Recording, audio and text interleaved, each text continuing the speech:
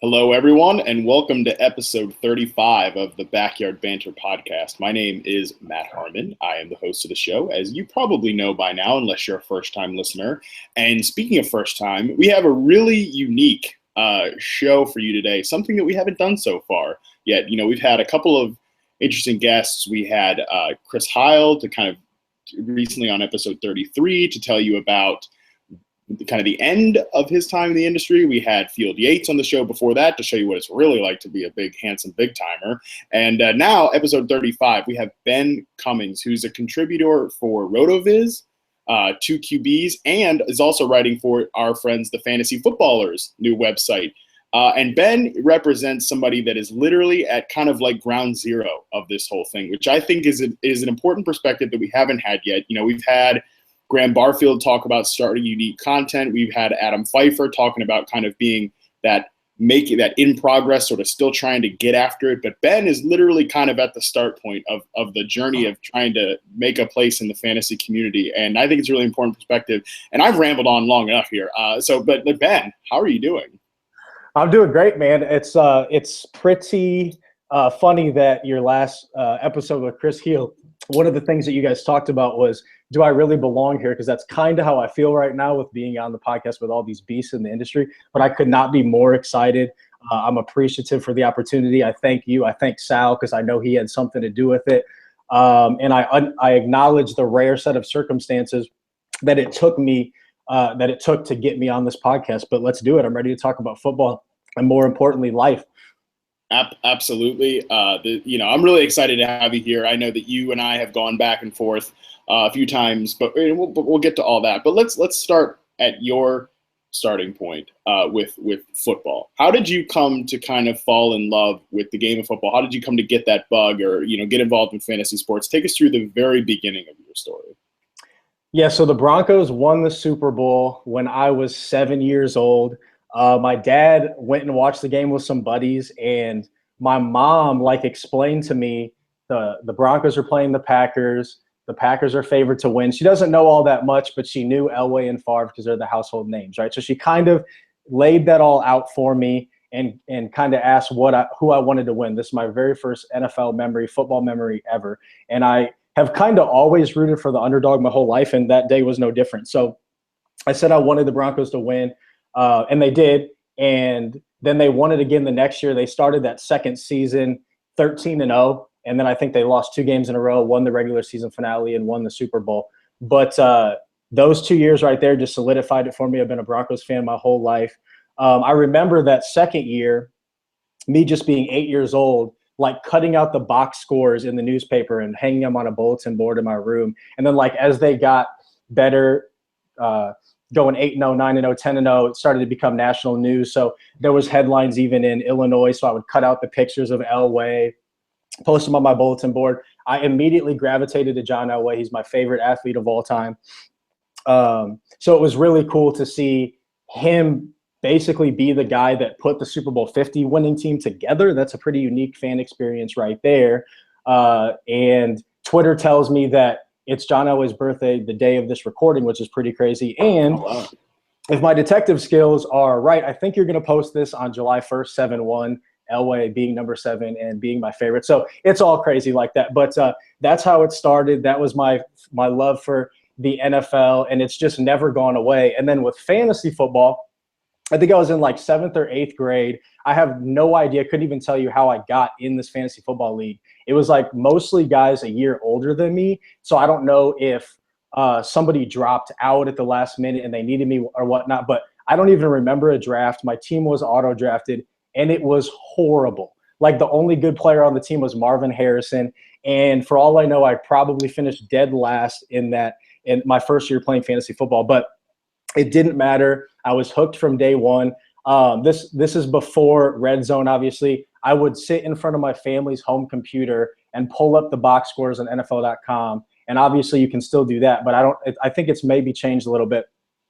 They had at the bottom of every box score, they had the latest play that happened. So I would literally just sit there, hit refresh over and over, and read the latest play that happened. And I think my fantasy running back at the time was Stephen Davis. So I'd hit refresh and it would say Stephen Davis ran for 3 yards. And I'd be like celebrating, like, yes, I only need 7 more rushing yards to get a point.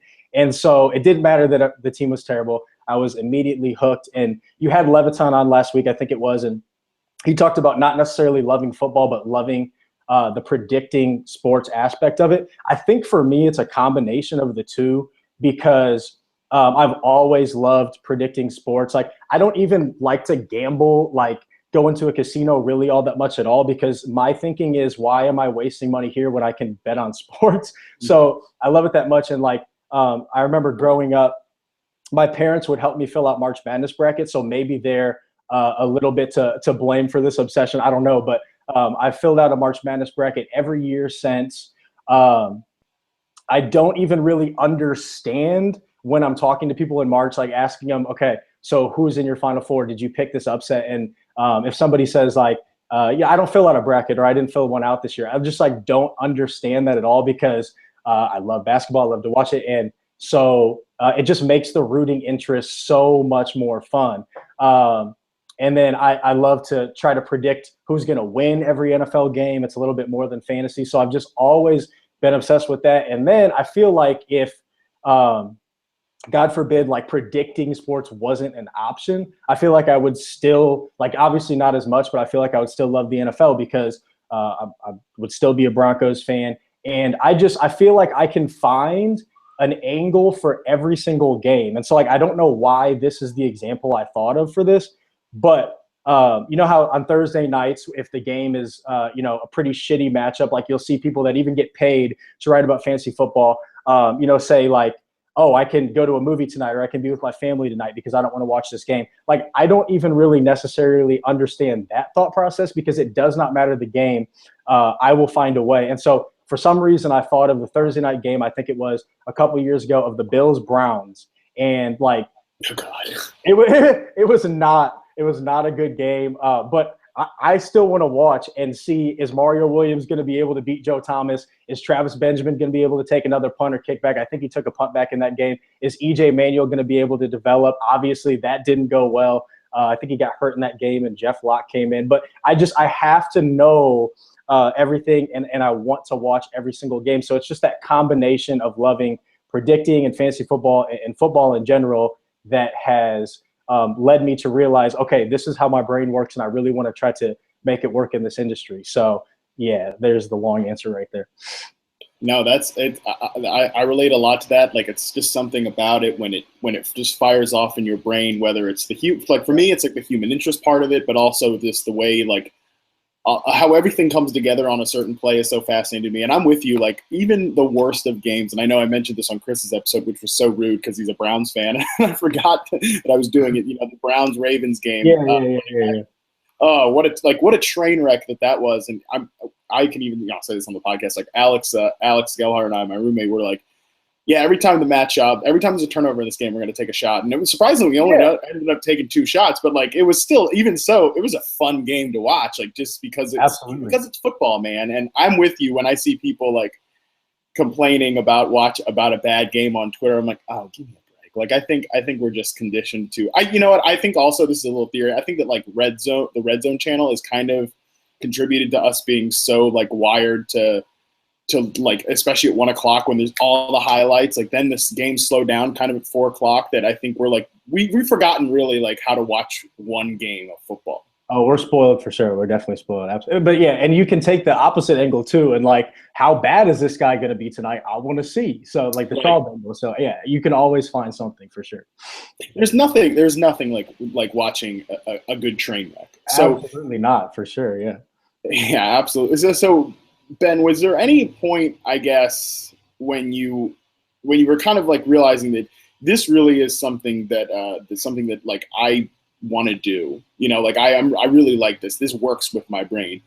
What was the moment where you ever thought like I could make a career out of this? Like, was it watching somebody on TV giving some analysis and you're like, oh, that's bullshit. I could say that, or reading an article or something like, or just what was the inspiration there? I've always listened to podcasts, and I've never, like, this is my first podcast experience, but I have plans in the works with a buddy to start one from college. But I've always listened to I wasn't gonna out you as a podcast virgin, but, no, but here we are. I'll do it. But I'm obsessed. I got to listen to every fantasy football podcast, and I'll listen, and I'm always thinking about, okay, what analysis would I have given? What would I do? And I've always kind of felt like I can do it, but I was lazy. I didn't actually fully accept that this is what I wanted to do and start putting those wheels in motion.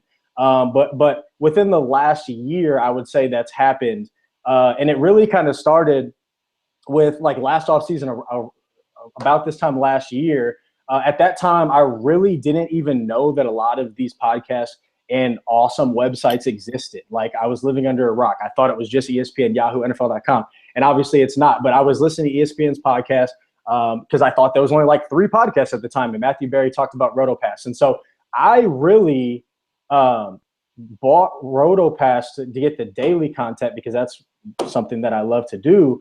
But it turned into so much more than that because I had no idea that so many people were out there that thought about fantasy football the way I did. Like, I tweeted at Barry like 12 hours. I might even have been less than that after buying RotoPass, and told him, like, if my subscription ended right now, I think I would feel like I got my money's worth, because I'm sitting there reading historical, analytical, bar graph, plot graph, this awesome in detail analysis that I had never read before because I didn't know these websites existed, like RotoViz and Football Guys and things like that. And so, I mean, right then and there, I was like, yeah, this is what I want to do. Like, I want to work for a website like this. But it still took me a long time to start putting the wheels into motion to try to make it work, because for the most of the season, I was just playing daily, and that was my major focus.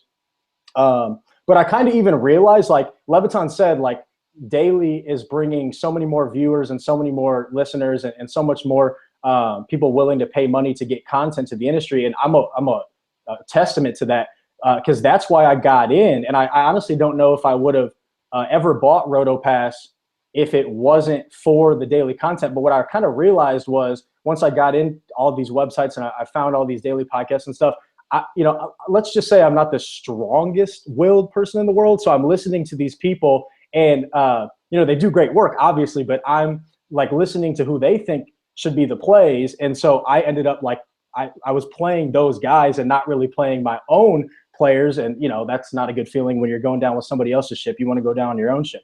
So I honestly stopped using the daily content as much, but I will never like not go a year without buying RotoPass. If you don't have it, you're doing something wrong. And I do not get paid to say that, but I'm just saying that because the content that they put out on these websites is just unbelievable. And I realized that's what I wanted to do.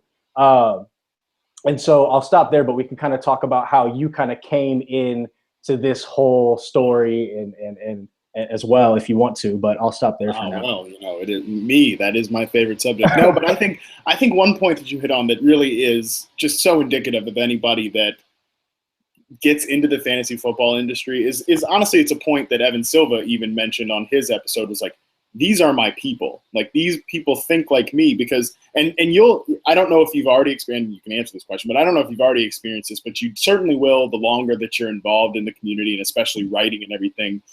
And honestly, and this is not to be snobby, but it becomes such a chore to like talk to casual friends about football, because not because you're smarter than them, but just because like you've been around so many people that think about it in that in-depth, ridiculous fashion that you do, that it's such a gratifying feeling to talk football with them. Yeah, 100%. Like, I'm the guy at the bar, and my friends will come up like, "Oh, Ben's talking about football again." Like, I've been that guy, so I have kind of felt that already. And yeah, so 100%. It was like the second I got introduced to these websites, it was, these are my people. These are the people that I want to associate with. These are the people I want to work with. So I've been on Twitter for a while, and I'd followed people, but I wasn't following nearly as many people. So over the course of the last year, and especially this summer, like, I've just been going on a follow spree, following anybody that talks about fantasy football, because those are the people I want to interact with on Twitter, have conversations with, because again, I feel like they're my people. So I completely get that for sure. So I think this is a good point for people like yourself that are just starting out. The creating conversations and making interactions on Twitter, because that seems like a simple step, like, just talking on Twitter. But when you're kind of approaching it from, I want to break into the industry, you take a little bit of a different tone. How have you kind of approached Twitter since having the mindset that I want to have a space in the industry, in the community, and all that? Yeah, you're cutting in and out, but I that's kind of how I approach Twitter. Is I just want to have as many conversations as possible, because that's really what I use Twitter for now, is fantasy football. Like, if I see something in my newsfeed that's related, like I get annoyed. Like I want to. That's where I get a lot of my content, and Twitter is so huge. Like, I owe so much to Twitter, because without Twitter, I don't know if I have any of these writing opportunities that I have right now, because I saw all of these applications get tweeted out, and the fantasy football community is so awesome. Like, I had no idea how cool it was. Like, obviously when a application gets posted, people are retweeting it like crazy. So there's no way that you're not going to see it. And so that's how I applied to Quarterbacks, RotoViz, and the Fantasy Football Ballers, is all from tweets that I saw. So, it's huge. Like, if you're trying to make it in the community and you're not big on Twitter, it's not necessarily, gonna kill you, but it's just it's a tool that you don't have that can help you. So, I've definitely tried to use it like that. It's not very hard for me to just enjoy the conversations and have it be, don't be an asshole. That's one of the themes, and that's not very hard for me. And I just enjoy the conversation. So it's been pretty simple, but just such a powerful tool, man, obviously. Has there been any negative experiences from social media or Twitter at all for you yet? Yeah, not really for me. Like, I've seen a couple of times where, people in the community haven't been the best, but like, I'm just a positive person. And seriously, I've seen so much, just the fantasy football community just continues to amaze. Like, all the retweets, all the good, good job, keep it up. Even stuff like, when, you tweeted about Charlie the other night, not having the best night, like, saying, hope he's doing okay. And just scrolling through your replies and just seeing how many people, are sending well wishes. And like, that's just, the fantasy football community right there. And even on somewhat of a deeper level, like, your article about losing weight and 14-team mockers after, the Orlando shooting, those are two articles that I specifically can think of that I probably never would have read if it wasn't for that fantasy football connection, because I probably, if I would have seen that in my newsfeed, I probably would have been annoyed. I'm like, no, I want to see the next Roto World Bird. But because it's people that I have this mutual connection with and I've had conversations with on Twitter, of course I want to read that. So it's just cool to see, fantasy football be that connection to, to have more productive things be put out there. But yeah, not that much negativity. I haven't really personally experienced, anything on my Twitter where I've needed to block somebody or mute somebody. But I feel like, this is something I've thought about, like, just stay in your own lane. And what I mean by that is just be genuine and be unique. And so, like, obviously, people are different. I don't do well with negativity very much. So I know that if I ever do experience that on Twitter, I'm probably, like, obviously not somebody disagreeing with me, but somebody, if it gets nastier than that, I'm not going to have a problem muting them or blocking them. And if, somebody wants to make another Twitter and continue to do it, I still know I control the situation, because I could just mute and block you all day till the end of time, or at least to the end of Twitter. So, that's just me. And I know there's people out there that, get their kicks retweeting and going back at somebody. And that's fine too. I enjoy that too, but I just know that's not me. So just understand who you are. And if you're somebody that, doesn't do well with the negativity, don't retweet something just because you think it's like, it's what people want to see, if you're not going to enjoy it at the end of the day. So that's how I would deal with the negativity. But luckily I haven't seen all that much of it at all yet. And I've enjoyed my Twitter fantasy football experience so far. Yeah, absolutely. I mean, not inviting negativity is a super important thing, but I've always adapted that, philosophy too. Like, it's not I'm never the type of, like, if somebody, and I don't get a lot of negativity either, but if somebody does say something, shitty in my mentions, I'm not the type of person like quote tweets and goes, oh, whatever. Like, Yeah, but you do see that though, right? So, it just depends. Sure, yeah. I mean, so some people do, and if that's your wave, whatever. I mean, it's not what I would advise, but again, whatever. But I mean, something else you mentioned, I definitely want to circle back to 14 Team Mockers post about the Orlando shooting. If you have not read that yet, it's on brojackson.com. Definitely make sure to check that out. I know I shared it on my Facebook, and I got a couple of good responses there, so that's nice. But yeah, it's just those things are so cool, like being able to connect. Beyond the fantasy realm, but just because you have connections, again, like, community, like these are my people, you want to grow with each other for sure.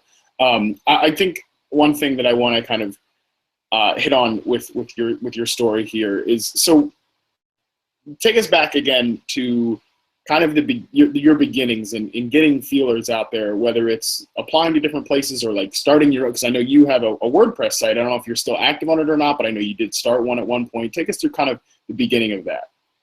Yeah, the WordPress is on my Twitter. I haven't done anything with it since last season because I've been trying to focus on writing for these sites. But yeah, I still plan on writing in that potentially later this off season or during the school year. But yeah, so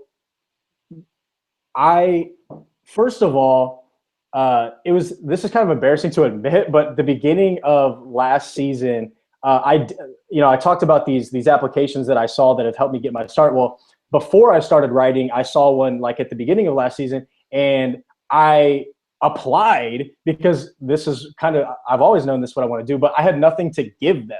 So I think I sent them a grad school paper and said, like, I know what I'm talking about. Obviously, I did not get that job because I really had nothing to show them. But that kind of helped me with my motivation throughout this past football season, knowing that if I wanted to make this work, I needed to start writing. So it took me a while, and this is kind of where you start to come and play, because it was like week 11 or week 12. And I feel like I do a pretty good job of not taking myself too seriously and, being able to joke with myself and stuff like that. But when it comes to daily, I get a little bit more serious about it. So it was like week 11, week 12, and I had just an awful week, and I was upset. And God bless my girlfriend. She's heard me vent numerous times about this, and she always stays positive and gives me the glass half full. But I'm kind of the same type of way. So I always try to turn every situation, no matter how negative, into a positive. And I always had that in the back of my head, like, okay, I need to start writing. And so the motivation there was kind of, okay, obviously there's no way you're going to have successful daily weeks every single week. I know that, but I still kind of don't enjoy it. So if I start writing every single week, then at least I'm going to be productive every single week regardless. So that's where the WordPress blog started. And I sent a tweet to you, and I don't really know why I chose you, but I'm assuming it's probably because you're obviously active on Twitter, and I could tell that you were responding to people and stuff.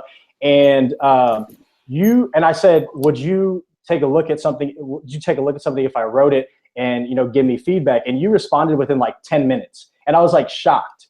That's because I spend way too much time on Twitter. This we know, Matt. This we know. But yeah, no, I was shocked and I was excited. So I wrote something for you. I sent it to you. And you responded right away. You gave me constructive criticism and you encouraged me to keep going, which was awesome. I kind of needed that, but I still did not start writing right away. It took me like another month and to where I can daily. And I sent you another email saying, like, I know I need to get started. Thank you for the advice so far, but I still don't really know what to do, because I've always had a tendency to just overcomplicate everything. That's just kind of how I think. And so I told you in that email, I was like, it's hard to have the motivation to start when I don't really have that long-term thought process in mind. And you gave me like the simple advice ever, but it's really some of, if not the best advice I've gotten to this point. You literally said, just keep writing, just start writing, keep writing. You're going to feel like it's not going anywhere for a while, but you told a story, just writing eventually got you this gig and then eventually to NFL.com. And that's kind of the advice that I needed, because it was like, okay, he made it sound so simple, not so simple, but he simplified it a little bit. And that helped me understand that, if I keep writing, somebody's going to read it.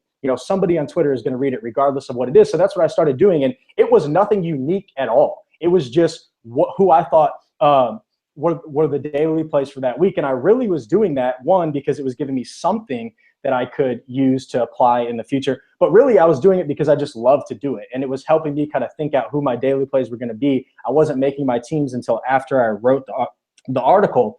And I started writing, and you've talked on this podcast a lot about how if you weren't writing about football, you'd be writing about something else. I never really thought about it that way. But as soon as I started writing about football and about daily, I was hooked. It was like the funnest thing I've ever done in my life. It was to the point where I had buddies asking me when is the article coming out. I'm not maybe I see it, and it was just that. Like, somebody's reading this. This is so cool. I love doing this. And this is what I want to do. But anyways, I say all this because it was nothing unique at all. And obviously that's a big theme on this podcast. It's a great one. If you have something unique, that's going to help you a lot. But I kind of want to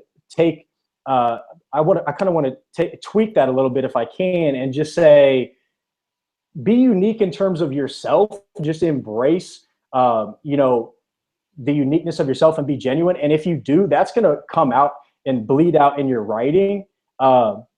And that might be the only uniqueness that you need to start, because those daily articles, again, were not unique at all, but I used them in my application with 2 quarterbacks and Sal this offseason, and that's what helped me get my first article published. And then last thing I'll say here about when you asked earlier about, when did it really kind of click that, okay, this is something I could do? Well, I was listening to this very podcast, and it was like episode 1, episode 2, episode 3. That's the first time you said on the podcast, I believe, that Sal was the first person on Twitter that saw you and gave you your start. And Sal had literally just given me the okay to go ahead and article. So when I heard that, I'm like, okay, maybe it's really not as hard as I'm making it out to be. Like, I'm definitely talking to the right people. And if Sal gave Matt his start and now he's giving me an opportunity, like, this could definitely work out. And it's just been motivation from there, and trying to write as much as possible. Yeah, I mean, you hit on a lot there that I think is important. And first of all, like, I'm glad you, I'm glad I was there for your, beginnings and everything. And because I don't, I try to respond to every single email, and but I don't always respond that quickly. But sometimes, like, the universe just speaks to you, and you just do it, and you just find the people that connect. And for some reason, I was like, this guy seems to, like, really be interested and passionate about this. I'm gonna hit him up and, like, all that sort of stuff. And not only that, but I'll say, in a way, our exchange and others that I've had like it really inspired the creation of this podcast, because I'm like, damn, I get a lot of these emails. It would be great if we had a podcast and talking about the stuff that we talk about in these emails. And one thing that I think is just so important to that, like, it can seem overwhelming at the start, like you said, it can seem like there's so many different angles that I can take this, and there are a lot of ways that I don't know where to start. I don't know, but it is just sometimes as simple as just writing. And to speak to your point about unique content, because I think that is really important, nobody starts out doing unique content. Nobody starts out doing reception perception. I've mentioned this on the podcast, I was writing, like, really shitty game previews and, power rankings, which nobody read, nobody cared about. But finding your voice is really important. And I think that's a good thing that you brought that up. Yeah, I just wanted to bring that up because that's an amazing point. Like, obviously, if you have something unique, it's going to get your name out there probably quicker. But at the same time, I don't want somebody out there listening to this podcast, like, thinking this is what I want to do, but just has the personality of, like you said, getting overwhelmed so quickly and being like, I can't think of an idea that's different than anybody else's, so I might as well just not get started because I don't have that. Because I'm a testament to, you can write about something that everyone else is writing about. Obviously, that's probably starting a website, and then who knows where it goes from there? Who knows who runs that website, what connections that they have? Obviously, again, the rare circumstances that got me talking to you right now. So, you never know. Just don't overcomplicate it and just start writing. Like, start writing right now. That's exactly what you told me, and that helped me more than anything. And I do want to say, you probably don't think that you helped me all that much, but seriously, like, that was the nudge that I needed. That's what I was trying to say. Like, just helping me understand, oh, it's really not that complicated. Like, that was the nudge I needed. And I seriously thank you for that, for sure. No, well, of course, it's the biggest honor of my life is to be able to help other people. Like I'm lucky to be here. I don't really know how I'm here, but here I am. So I'm happy to kind of do whatever I can to make other people's experience better.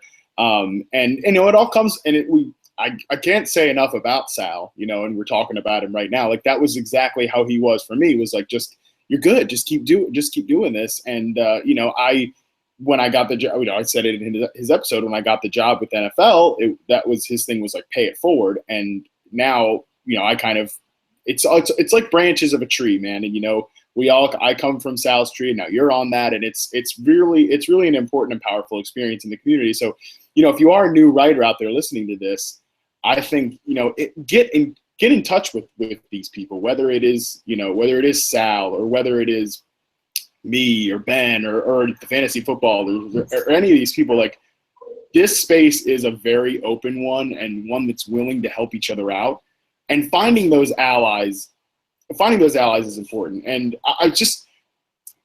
I'm trying not to ask this because I know I'm a part of this story, or I'm trying to find a way to ask it without like talking about myself. But what was kind of your mindset when you're reaching out to people? Was there any sort of like hesitation? Because I think or intimidation factor. And I think that sounds really stupid, because I know like you're one of the people, or you reached out to me. Like, nobody should be intimidated about talking to me. Whatever. But was there any part of that? Because I know that can be a problem for people. It was for me when I started out. No, I do think that's a great question, a great point. And yeah, I think there was some of it. I just think for me, like, it all came together, and I realized this is definitely what I want to do with my life. And so there was the motivation enough right there to reach out. But yeah, there was definitely some of that, trying to figure out, okay, I want to craft this email to where I'm asking, I get the help I would like, but also acknowledging, that people in the industry are busy, and I know they got, the articles they need to put out and stuff. So that's always on your mind. And I think even more, I said this summer is when I really, really started getting into, conversations about players and fantasy football conversations on Twitter, and following more people. And I think there was even some hesitation there instantly, because, two people in already established in the community are talking, and I have my opinion on this player and I want to throw it in there, but you kind of feel like, okay, are they just going to be like, look, we're trying to have a conversation? But ultimately I've realized, months later, that everybody just wants to talk about the same thing. Game. We all have the same interests, and we all want to talk about it. So that really, those nerves there have gone away, and I'm to the point now where I love joining in those conversations. And it's just so cool when somebody in the industry, retweets your tweet or favorites it, or replies it and builds on it or agrees with it. And like, that right there is good enough for me to forget, potentially being ignored or being disagreed with or something like that, and joining in, because like, that's the fun right there. Yeah. Living for those small little nuggets of like, this is, this is good. I feel good about, getting this like acknowledgement from an analyst that I really respect. Those are important when you're starting out. Oh yeah. It's definitely a real thing for sure. Yeah, I mean, whenever I have my episode, I'll definitely share some of those good stories from my beginning days. But, I think it's important to never lose sight of the little things when you're starting out. That's a huge thing. So Ben, what kind of go into detail a little bit? What has the change been since you're hooked up with now three, pretty well known sites. I mean, I know 2QBs is new, but all of those guys there, whether it's Josh Lake or Anthony Amico or Sal, obviously, and many others, they're pretty well known. They write for several other sites as well too. RotoViz obviously is huge. The fantasy footballers, they're award winners now. I mean, which, by the way, daps to them for sure. That's right. You're hooked up with some pretty powerful people in the industry. What has the change kind of been? Has there been any, I guess, difference in the way you think about your place in the industry, or where's your mindset at now? Yeah, this is such a good point. I mean, I think, having dudes like that, established dudes, great guys in the industry, giving you a chance and giving you praise with some of the work, I mean, that definitely makes you feel better, and it kind of takes some of those nerves and doubt away. And so I definitely feel a lot better than I did when I was trying to start out. So I put it like that. It just helps you gain that much more confidence for sure. Yeah, it's a big confidence thing for sure. And I guess so one thing that we've talked about a little bit is finding your voice and everything. What's some of the content that you have been working on since you've gotten with some of these sites? So the very first article I got published was Sal just kind of asked me what my ideas were, and one of the ones I came up with was potentially who could be this year's Kirk Cousins, this year's Blake Bortles, a quarterback that could come, out of nowhere and be a top 10, have a top 10 upside, because obviously it's passing league and we've seen so much of that there's a possibility for that to happen. So I was just intrigued to kind of delve into possibilities for this year. So I wrote that. And then the two that I really like the most are, the player projections for this coming year. I actually, you're kind of involved in this too, because before I did any player projections at all, I checked, I think it was MFL 10 draft data. And I'm just a big Golden Tate fan. I think he's a really good football player, and I expected his ADP to be higher than it was. And so I instantly thought, okay, like this is a contrarian-ish take that I could potentially make. And I hit you up on Twitter, and I was curious to get your thoughts, because reception, perception, you're the receiver GOAT. And I wanted to get your thoughts. And you kind of did not share as much excitement as me. So that light bulb went off in my head right there. I'm like, okay, well, if he kind of disagrees with me and I feel strongly about this topic, then I definitely need to write about it. So that became my first post for RotoViz. So definitely like Golden Tate for this year for sure. And then my latest post with two quarterbacks was a preview for Kirk Cousins, because I'm also a fan of his. I like what's going on with Washington. I think the offense is going to revolve around them. Don't have a very strong running game. Defense isn't that great. I like the Jay Gruden effect. So just a couple ideas right there. And again, I've had so much fun writing these articles. I got the old school notebook, because that's how I always learned growing up. And I'll take my notes in there. I'll put stats in there. I'll do an outline in there before I start writing. So that's something that could potentially help some people too. But yeah, so that's some of the content I'm working on. And nothing's posted yet with the fantasy footballers. This just kind of started last week. So have a division breakdown of the AFC North that should be coming out pretty soon. So, it doesn't necessarily matter what I'm writing about. I just love it that it's fantasy football for sure. Yes, tremendous. And the Golden Tate thing, circling back to that, seriously, that was an important moment in our interactions together, and something that I think is underrated is just the fact that we disagreed, not necessarily on an extreme level. Like my take wasn't Golden Tate sucks and yours was he was great, but we disagreed a little bit on the level of enthusiasm. But you were what I liked about that is that we went back and forth about Tate, and you came away at the end of it with yeah, well, I still hold true to my opinion, and you wrote about it, and it was a good article. It was well thought out, and you made a lot of really strong, good points. And I think that's important because, listen, a lot of people come in my mentions and agree with me just to agree with me that's fine, whatever. I put a lot of work into my studying of receivers, but at the same time, it says in my damn Twitter bio, I don't have all the answers. I don't claim to know everything. I don't claim to be the wide receiver guru. That's just something that RotoWorld decided to put on me. But that's a powerful thing when you're starting out, you're at your beginning stages, sticking to your guns and holding to your stance, no matter who the analyst on the other side that disagrees with you is. Yeah, you're cutting out again, but yeah. So and you'd say it all the time, and I completely am the same way.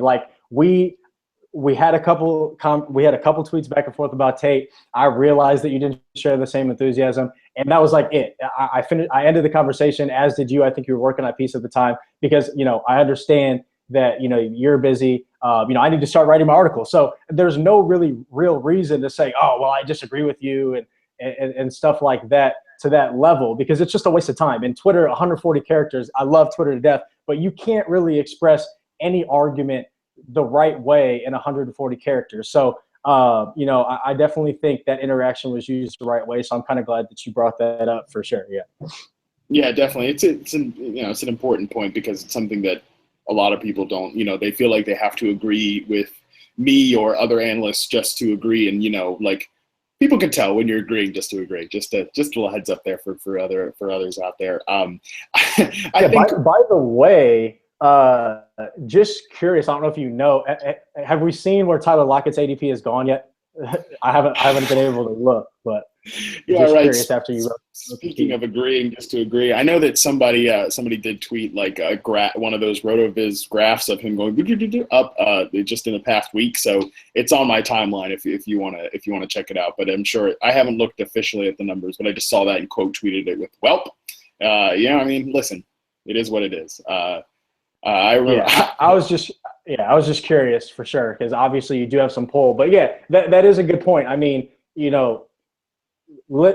listen to people in the industry, but if you disagree, it's okay. And that right there, that could be your end, because you should be. I mean, again, I don't think your content necessarily has to be unique to get started. Don't think it has to be, but it obviously is a good thing. And if you have a take that is contrarian, I'm using the DFS language. If you have a take that's different than a draft strategy or a player, like, that could be your in right there. Don't feel like you're wrong, or I can't write about this because people don't agree with me. That should be the light bulb to go off to say I should write about this, because if you get people talking about something, then that's a good way to get started. Anthony Mika did a great job, obviously, with robust RB. A lot of people are talking about that. And that was kind of a contrarian take at the time, because zero RB has gotten so popular. I love it, but I love to listen to every single different opinion and formulate my own after hearing everything. Yeah, for sure. I mean, there's a lot of ideas out there, and it's important to take in all of them. So Ben, where do you, I ask this a lot of people on the podcast, like, What's the end game for you? Where do you see this going, or where do you want to see this going? This little journey that you're on. Right. So I'm in grad school. I have a year left to get a master's degree, a couple master's degrees actually. But so I have a year to do that, and so I kind of have that cushion to where I can try to build myself up in the community for the next year while I still have this plan in place. But ultimately, when I graduate, I want to get my master's, and I want to not have to use them. I want to get a job full-time in the industry. I've came to that realization that this is what I want to do, and obviously I'm trying to make it work, but I don't want to rest just because I've gotten a couple opportunities. I want to keep going and continue to get it. And it'll be nice to have these master's degrees, obviously. Public health and public administration is what I'm going for. I guess I shouldn't be vague. But it'll be nice to have those, but ideally I don't want to use them right away. And then, we'll someday, it'll be nice to have those, but I definitely want to write as much as I can and just try to continue to build myself up in the industry to hopefully get some jobs where I'm actually making money. So again, I'm good right now, which is probably different than some other people, which I understand. But being in grad school, I have some time to continue to just try to build it up slowly and see where it goes. But I definitely want it to be full-time. Like I said, podcast is in the works with my buddy from college. Want to start doing that, want to start writing. I didn't start writing until towards the end of last season. So this is all relatively new. So the goal is to write every single week this coming season, write for these websites. When I have time, add to the WordPress blog like you were talking about. And yeah, just keep it going, because again, I've realized how much I love it. Yeah, I mean, that's awesome. And I think that, you say you might be different, but I don't think that anybody at least word of caution, nobody should think that they're going to walk into the industry and then be like, hey, I have a full-time job, or hey, I even have a job that pays me relatively well. It's a slow burn for a lot of people. And that kind of leads me to my next question. And I don't have an answer to this question because I never experienced this. One of the fortunate ones, and believe me, I recognize that. If you are like 5 years down the line and nothing, like no full-time opportunity has come, maybe you have a couple more like part-time, well-paying gigs, freelancing, that sort of stuff, but nothing has come on the horizon in terms of a full-time job. And, you're living a real life, but also grinding fantasy on the side. How do you think you'll react to that? I know it's a tough question to project a little bit, but I think it's an important one. No, it's such a good question. It's such a good point because, I'm still in that beginning phase to where I'm getting a couple gigs and I love it and I'm all positive and I try to be that way. But it's such a good point because I'm already kind of seeing, okay, now I'm starting to have some deadlines. There's a little bit of stress coming with that. You talk all the time about, once it starts to become work, who knows how you're going to think. And I guess I can't really answer that because it hasn't gotten to that point yet. So I'm starting to get there. And so I don't know. I mean, if it took that long and I'm still not to where I want to be and it's my free time and I have to do a full-time job just to be able to support being able to do this, I could see it probably becoming something to where I got sick of it at some point. I mean, it sounds really weird to say that because I just love the NFL so much at this point in fantasy football. But I mean, that would be tough. That would be stressful and frustrating if I feel like I'm putting out good work and nothing's happened. So it is definitely something to consider for sure. And we'll see where it takes me with that, with, the stress getting a little bit high, especially during the season when you don't have as much time to write and you got to get this content out. And I will have classes and papers I have to write, and I want to formulate my daily lineups. Like, it is going to get hectic, but I feel like I'm still going to enjoy the grind because it's something that I love. And, even if it feels like work, it's better for my passion to feel like work than something that I don't really care about feeling like work. You know what I mean? Like, at least fantasy football is still going to be something that I like rather than just having a desk job that I have to listen to fantasy football podcasts just to kind of get through the day. So, yeah, definitely. I think that's so true. And I think one thing that I really like so far about listening to your story right now, Ben, is that I think that you definitely have the passion and the drive that it takes to want to get in. But I think you have a realistic approach as well, and I think that will take you a long way. So, kind of winding down here, and I really appreciate you taking the time to come on and talk about your journey and everything. One thing that I've asked people on the podcast, I guess, is, well, I don't know, because we kind of already talked about negative experience. I've been asking people like in the industry what's something that they see that they don't like. But I'm going to do something different for you since you're you're new and everything. What has been the best part about the journey so far? I'm going to skew positive for you here. I appreciate it. I guess I've kind of touched on it. I mean, the most fun I've had is really just, taking these takes that I have in my head and putting it on paper and being able to, at least try to support it with some statistics and things of that nature, and you use my reasoning to, at least I think I have some, to try to explain these players. So I enjoy writing articles. I think that's been so fun. But I mean, I feel like, I could have saved what I've already said earlier for this exact question. The fantasy football community is awesome. People retweeting, people just having a kind word to say, no matter what's going on in somebody's life. And then again, like these articles that are more than just fantasy football that I never would have read if it wasn't for that connection. That's what it just makes it even more fun for me because obviously I don't just want to feel like I'm talking to somebody through Twitter. Obviously there's possibilities to turn that into a positive even more. So I've really enjoyed those aspects of it and seeing where that takes me. Yeah, that's well said. And well, Ben, now it is the time of the podcast that everybody seems to have mixed feelings on. If you've been listening to the show, that I always give the guest one last shot at the floor before I yank it out from under you. So here you go on your first podcast. Here's the floor. Yeah, so you asked me a week ago about doing this, so I've had plenty of time to think about this. I think I've snuck most of these philosophical thoughts into what I've already been saying, but I guess something that I can say is today's been somewhat of a sad day with Pat Summitt, Buddy Ryan, and now Zerlon Tipton all passing away. And so, you add that to all the stuff that's been going on in this world lately. And, the important thing that we can learn from that is we have no idea how much time we have on this earth.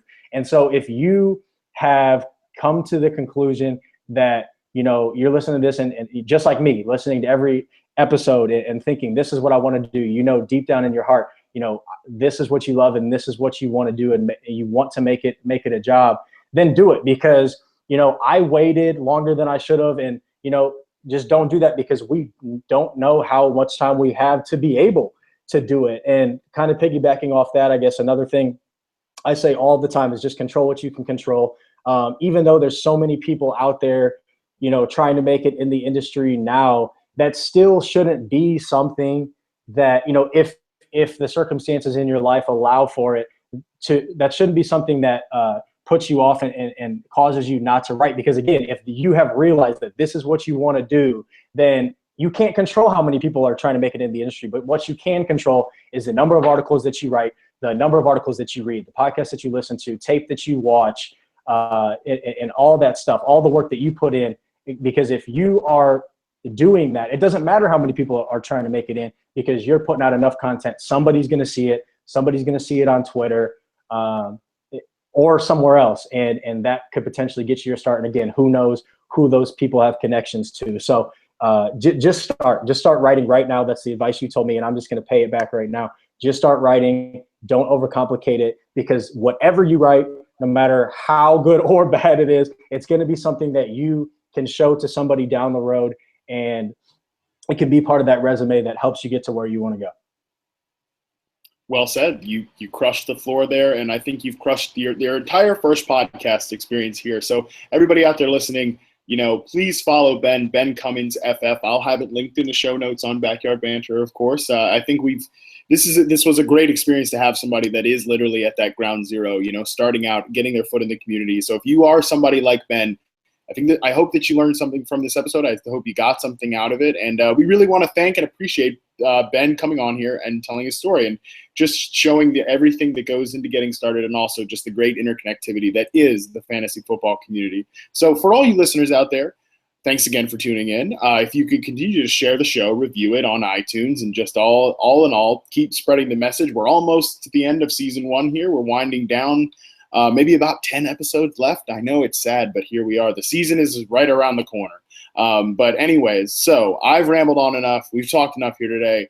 Thank you all for listening, and I hope you learned something today.